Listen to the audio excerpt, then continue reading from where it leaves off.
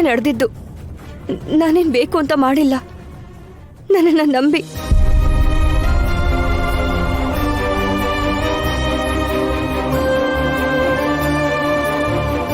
ನಿನ್ ಕಟ್ಟು ಕತೆನ ಕೇಳೋದಕ್ಕೆ ಇಲ್ಲಿ ಯಾರು ರೆಡಿಯಾಗಿ ನಿಂತಿಲ್ಲ. ಬೇಕು ಅಂತಾನೆ ಹೀಗ್ ಮಾಡಿದ್ಯಾ. ಅದ್ರಲ್ಲಿ ಏನ್ ಮಿಕ್ಸ್ ಮಾಡಿದ್ಯೋ ಏನೋ. ಅದಕ್ಕೆ ಸಾಗ್ ನಿಲ್ಸಿ.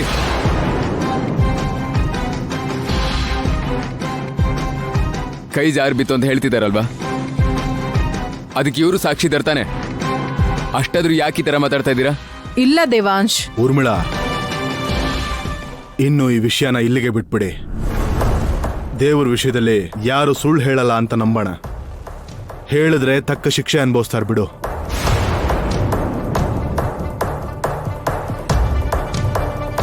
ಇರೋ ಸಮಸ್ಯೆ ಸಾಲದು ಅಂತ ಈ ಅಪಶಕ್ನ ಬೇರೆ ಆಯ್ತು. ನಿನ್ನ ಕೆಲಸ ಶಾಂತ ನೋಡ್ಕೊಳ್ಳೋದು. ನೋಡ್ಕೋ ಅಷ್ಟೇ, ಬೇರೆ ವಿಷಯಕ್ಕೆ ತಲೆ ಕೆಡಿಸ್ಕೋಬೇಡ. ಹೋಗಮ್ಮ.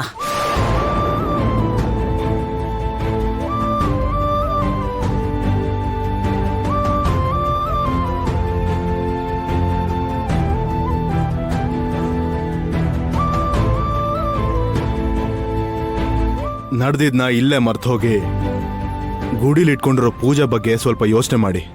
ನಮಗೆ ಅದು ಮುಖ್ಯ.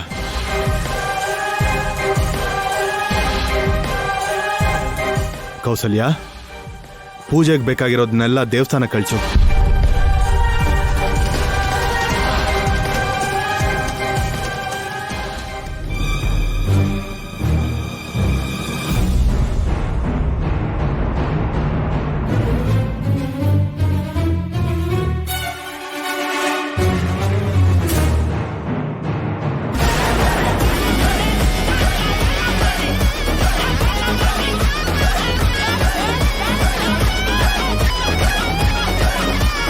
ಪೂರ್ತಿಯಾಗಿ ಮತ್ತೊಂದು ನಿದ್ದೆ ಮಾಡಿದ್ದಾರೆ. ಈಗ ಹೋಗಿ ರೂಮಲ್ಲಿ ಮಲಗಿಸಿದ್ರೆ ಮುಗೀತು. ಮರ್ಯಾದೆ ಯಾಕೆ ಕೇಳ್ದೆ? ಒಪ್ಕೊಂಡಿದ್ರೆ ಈ ತರ ಆಗ್ತಾನೆ ಇರಲಿಲ್ಲ.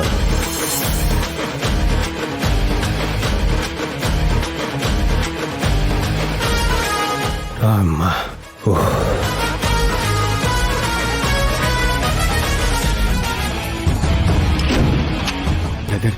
ಅವಳಿಗೆ ನಿದ್ದೆ ಬಂದಿರುತ್ತಲ್ವಾ? ಹೌದು. ಇನ್ನೊಂದು 2-3 ಅವರ್ ಅವಳು ಇದ್ದಾಳಲ್ಲ, ಅಷ್ಟ್ರಲ್ಲಿ ನಮ್ಮ ಕೆಲಸ ಮುಗ್ದೋಗುತ್ತೆ. ಏನ್ ಪ್ರಾಬ್ಲಮ್ ಆಗಲ್ಲ ತಾನೆ? ಏನು ಪ್ರಾಬ್ಲಮ್ ಆಗಲ್ಲ, ನಾನು ನೋಡ್ಕೋತೀನಿ. ನೀನ್ ನಡಿ, ಹೋಗೋಣ.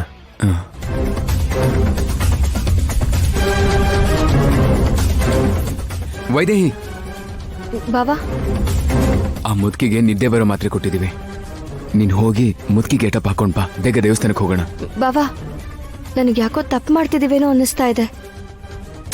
ವೈದೇಹಿ, ನಾವು ಮಾಡ್ತಿರೋದು ಒಳ್ಳೇದಕ್ಕೆ ಅಲ್ವಾ? ಏನೂ ಆಗಲ್ಲ. ನಾವು ಮಾಡ್ತಿರೋದು ನಮ್ಮ ಕುಟುಂಬಕ್ಕೋಸ್ಕರ. ನೀನು ಹೋಗಿ ರೆಡಿ ಆಗು.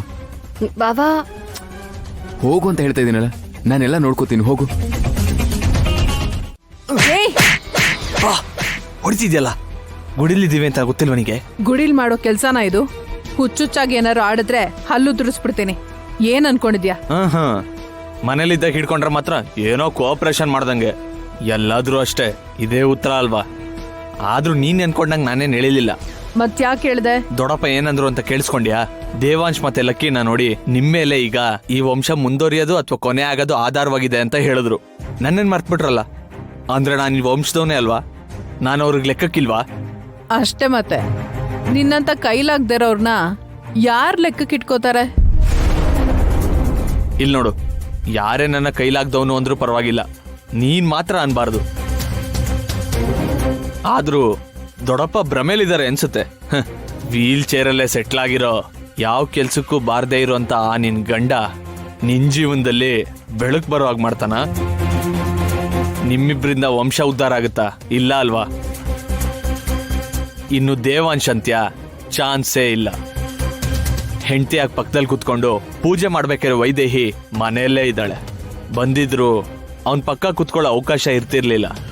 ಅಖಿಲನ್ ಕೂಡ್ಸ್ ಮಾಡ್ಸೋಣ ಅನ್ಕೊಂಡ್ರೆ ಅವರಿಬ್ರು ಮದ್ವೆ ಆಗೋವರೆಗೂ ಅವಳಿಗ ಅರ್ಹತೆ ಬರಲ್ಲ. ಹೋಗ್ಲಿ, ಮದ್ವೆ ಆದ್ಮೇಲಾದ್ರೂ ಅವಳಿಗೆ ಅರ್ಹತೆ ಬರುತ್ತೆ ಅಂತ ಅನ್ಕೊಂಡ್ರೆ 2ನೇ ಮದ್ವೆ ಆಗೋ ದೇವಾಂಶ್ಗೆ ಎಲ್ಲ ಅರ್ಹತೆನೂ ಹೋಗುತ್ತೆ. ಇನ್ನು ಉಳ್ಕೊಳ್ಳೋದು ನಾನೊಬ್ನೇ.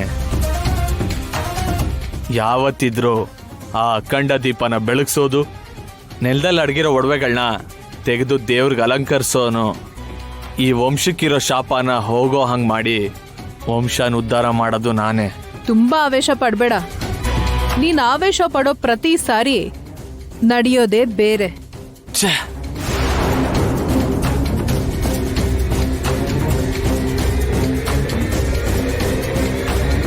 ಕೊಡಿಲಿ, ನಾನು ತಗೊಂಡು ಹೋಗ್ತೀನಿ. ಭಾರ ಏನೂ ಇಲ್ಲ, ಪರವಾಗಿಲ್ಲ, ನಾನೇ ತಗೊಂಡು ಹೋಗ್ತೀನಿ ಬಿಡು.